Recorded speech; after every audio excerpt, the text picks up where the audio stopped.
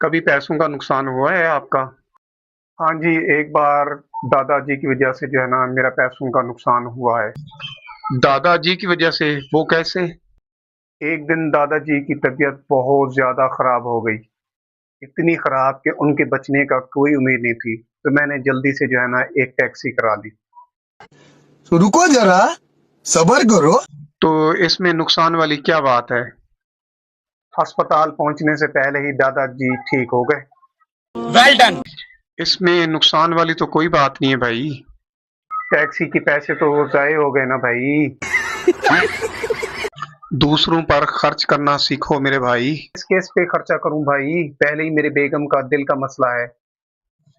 کیا مسئلہ ہے دل کا؟ جب دل کرتا ہے پیسے مانگ لی۔ کیا کرتی ہے پیسوں کا؟ پتہ نہیں، میں نے کون سے اس کو دیے ہیں۔ بڑا حرامی ہو بیٹا۔